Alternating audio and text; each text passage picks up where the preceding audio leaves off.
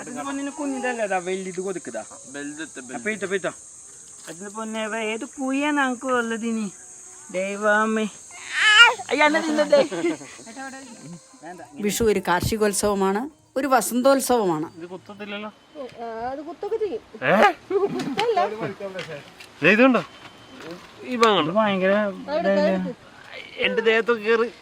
അശ്വതിയിലിട്ട വിത്തും ഭരണിയിലിട്ട മാങ്ങയും കേടാവില്ല എന്നാണ് പഴമൊഴി. അശ്വതി, ഭരണി, ഞാറ്റുവേലകളാണ് ഇവിടെ സൂചിപ്പിക്കുന്നത്. അശ്വതി ഞാറ്റുവേലയും കൊണ്ടാണ് വിഷുവിൻ്റെ വരവ്. കൃഷി തുടങ്ങിക്കോളൂവെന്ന് അതിന് വിത്തുകൾ കൈനീട്ടമായി കൊടുത്തിരുന്ന ഒരു കാലവും ഉണ്ടായിരുന്നു നമുക്ക്. ഇവിടെ അങ്ങോട്ട് തുടക്കം സൂപ്പർ തുടക്കാവട്ടെ. ദേ പയറ് വിത്ത് ആ കയ്യൊന്ന് കാണിക്കാവോ? ഇനി 2 വിത്തും കൂടി ഉണ്ട്. അമ്മേ ഞങ്ങളുടെ കയ്യിൽ കണ്ട വിത്തോള് എപ്പോ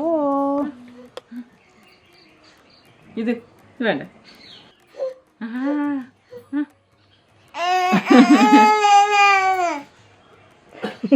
അശ്വതി ഞാറ്റുവേലയും കൊണ്ടുവരുന്ന വിഷുവിന് തന്നെ കൃഷി തുടങ്ങണമെന്നാണല്ലോ. കൈനീട്ടമായി കിട്ടിയ വിത്ത് മണ്ണിൽ നട്ടുകൊണ്ട് വിഷു അർത്ഥവത്താക്കും.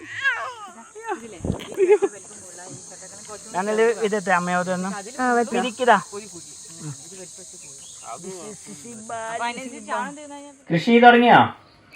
കൃഷി ഞാനും മോനും ചെയ്യുന്നുണ്ട്.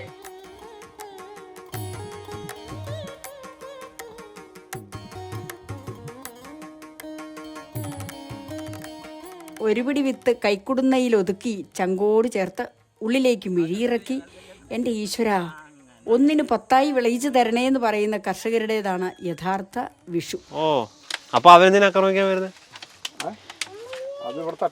നമ്മളിവിടെ കിട്ടി ചുമ്മാ കോൺസ്പിറസിയാണ് എന്റെ വലിയ മെയിൻ. ചേച്ചി ഇത് മതി തോന്നുന്നു.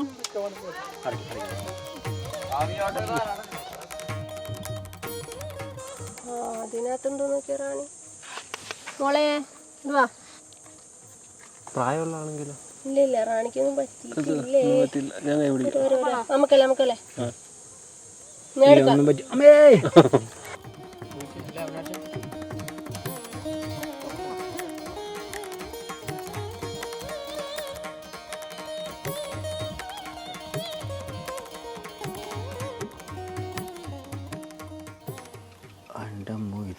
വെള്ളം പോലെ. കാർഷിക സംസ്കാരത്തിൽ വേരൂന്നിയാണ് നമ്മൾ കേരളീയർ വളർന്നു വന്നത്.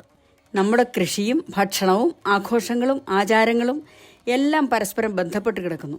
എല്ലാത്തിനും അതതിൻ്റേതായ ചിട്ടകളും രീതികളും ഒക്കെ ഉണ്ട് താനും. ആ ചിട്ടകൾക്കും രീതികൾക്കുമാകട്ടെ പ്രാദേശികമായും സാമുദായികമായും സാമ്പ്രദായികമായും മറ്റുമുള്ള വൈവിധ്യങ്ങളുമുണ്ട്.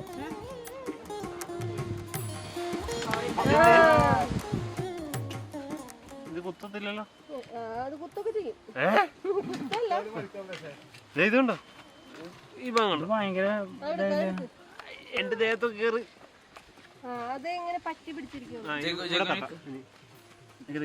ഇവരപ്പോ നല്ല പണി പണിതിരിക്കുന്നല്ലേ.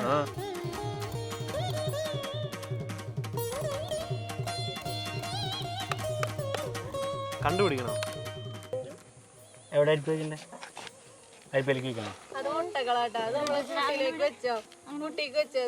ഈ കൂട്ടിലേക്കാ വെക്കട്ടെ? ഏതാ മുട്ട? ഇതാ വെക്കട്ടെ? ഇതാണ് മുട്ട. ഇതാണ് നമുക്ക് ഒരു പുതിയൊരു കൂട്ടിലേക്ക് വേണ്ടതല്ലേ? ഇങ്ങനെയാണോ ചേക്കണ്ടേ? അപ്പൊ ഇത് കൃത്യമായിട്ട് പ്രോപ്പറായിട്ട് അടയോ? കുറച്ച് പൊങ്ങിയിരിക്കുന്നത്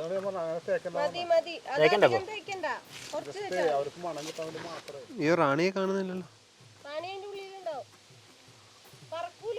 ആ ഇവരെടുത്തോണ്ടും പോകത്തില്ലല്ലോ.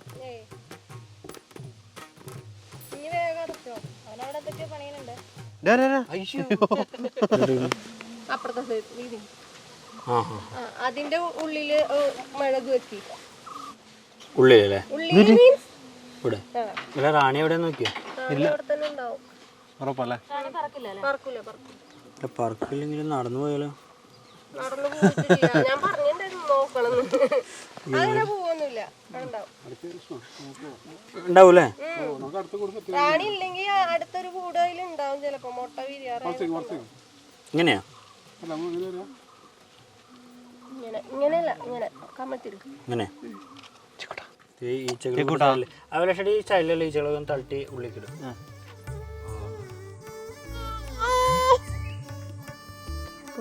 പോവാം.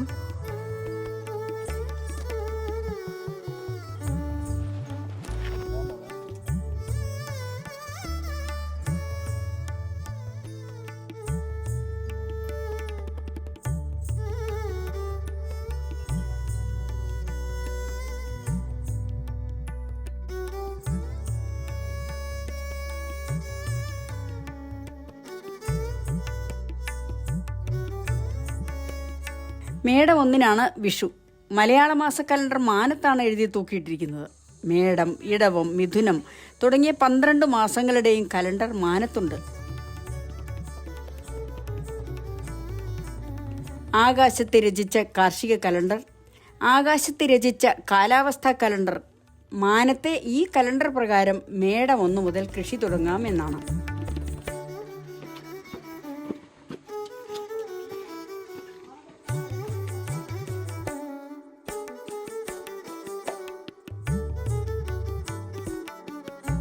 ഒരുക്കി വച്ചിരിക്കുന്ന കണികൾ ഓരോന്നും അവർ കാണുന്നു.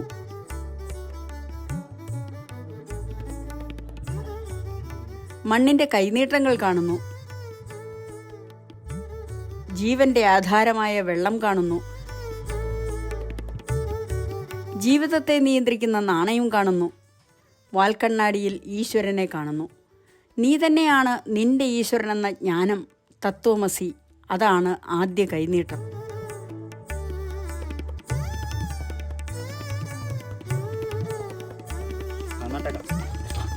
ചപ്പിടാനും കൂടി ഉള്ളു.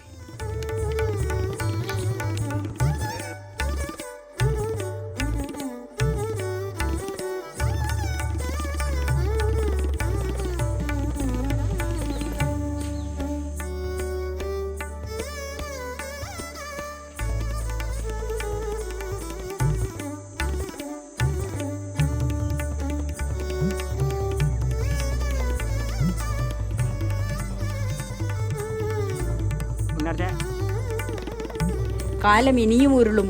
വിഷു വരും, വർഷം വരും, തിരുവോണം വരും. പിന്നെ ഓരോ തളിരിലും പൂവരും, കായ് വരും. അപ്പോഴാരെന്നും എന്തെന്നും ആർക്കറിയാം.